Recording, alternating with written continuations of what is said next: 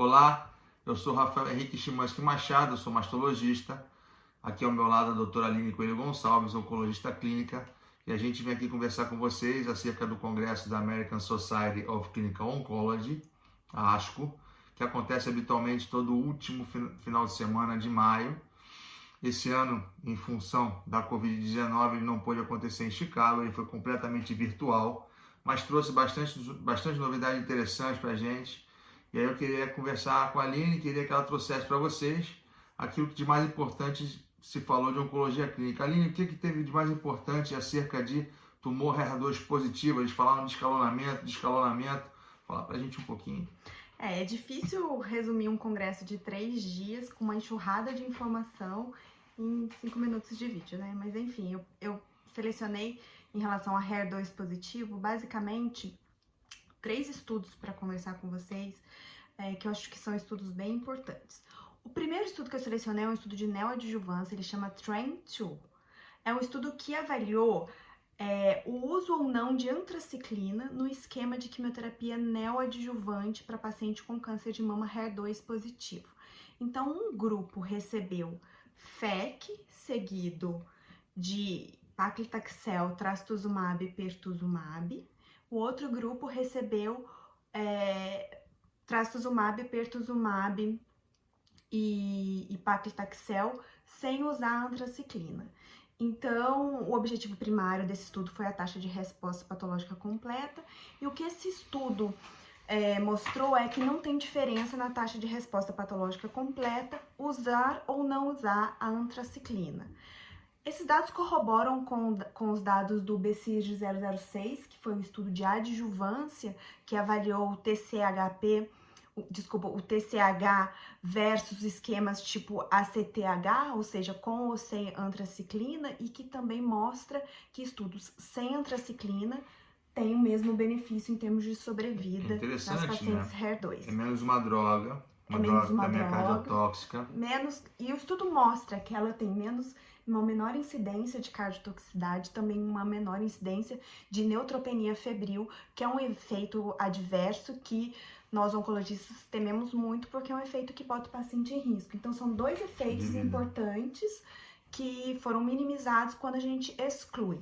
Então, assim, é mais uma opção. Tem alguns oncologistas que são fãs de antraciclina e que tem uma dificuldade em omitir a antraciclina desse esquema, mas eu acho que a gente tem que ponderar o uso, sim, sem antraciclina, principalmente nas pacientes com maior risco de comorbidades, de eventos cardíacos, né?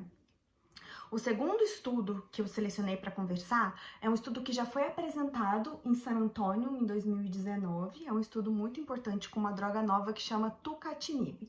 O nome desse estudo é o HER2CLIMB, e em San Antônio foi apresentado os dados de sobrevida livre de progressão, e realmente a droga faz diferença. Ela foi comparada, na verdade o desenho do estudo, para ficar claro, pacientes que já tinham progredido a trastuzumab, pertuzumab e TDM1 na doença metastática, eles foram randomizados a receber, de um lado, fazer capecitabina com Herceptin e tucatinib, e o outro grupo fazer capecitabina com Herceptin sem o tucatinib. Então, o uso de tucatinib aumentou a sobrevida livre de progressão, aumentou a sobrevida global. E o interessante desse estudo, e que dados mais detalhados foram apresentados nessa ASCO, é que o estudo incluiu pacientes com doença no sistema nervoso central, tratadas ou não tratadas, ou seja, a gente tinha um grupo de pacientes com doença ativa do sistema nervoso central e outro grupo de pacientes que tinham doença no sistema nervoso central, mas já tinham recebido um tratamento prévio e estavam estabilizados. Estáveis. Não tinham doença ativa. Né? Exatamente. Aquelas que já tinham feito radioterapia ou radiocirurgia, enfim, alguma abordagem para o sistema nervoso central. Prévio, isso. O que foi apresentado agora na ASCO foram os dados dessas pacientes com metasistema nervoso central, e o que a gente vê é que, na doença, eles separaram pacientes com doença ativa, ou seja, que não tinha recebido um tratamento prévio para o sistema nervoso central, e teve sim uma melhora de sobrevida livre de progressão nesse grupo, com hazard ratio de 0,36, assim como no grupo das pacientes que já tinham recebido tratamento prévio para a doença do sistema nervoso central. O que isso quer dizer? Isso quer dizer que o tucatinib, ele tem Ele é uma molécula pequena, então ele tem grande probabilidade de atingir o sistema nervoso central e tratar essa metástase do sistema nervoso central, o que a gente não costuma ver com moléculas maiores de drogas anti-HER. Acho esse dado super importante. Eu não tenho dúvida nenhuma que essa droga, quando chegar no Brasil, ela chega para ficar e vai tornar o padrão de tratamento nesse contexto, disputando aí talvez com o trastuzumab deruxtecan, né, que também é uma outra droga nova muito promissora, que tem sido apresentada nos congressos com resultados que deixam a gente bem empolgados. Foi vedete em San Antônio em 2019.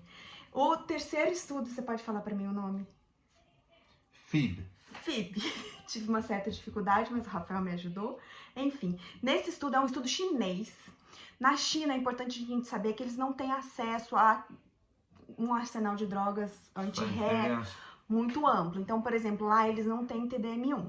Então, o que eles fizeram? Nas pacientes que já tinham progredido a trastuzumab, antraciclina e taxano em primeira ou segunda linha, as pacientes foram randomizadas, HER2 positivo, né, metastático, elas foram randomizadas a receber.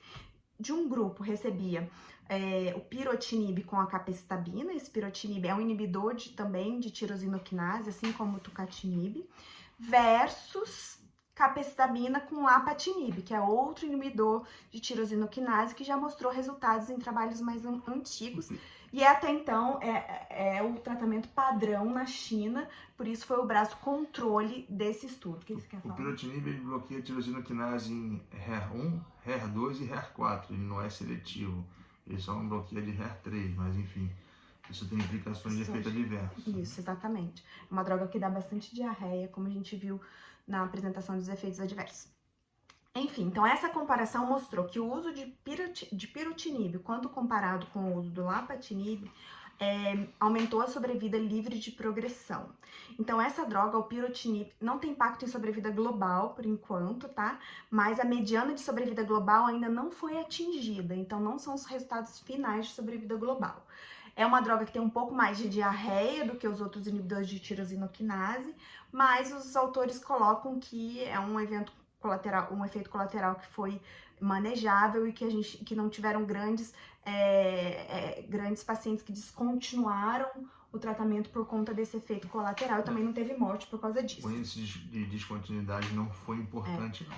Tanto que na China, atualmente, essa combinação de pirotinib com o Xeloda, com a capecitabina, é o novo padrão ouro para tratamento nesse cenário após a progressão ao trastuzumab com paclitaxel. Lá eles não têm o TDM1. Ótimo. Então, se HER2 positivo era isso que tinha de mais importante para a gente discutir. Até logo, até a próxima.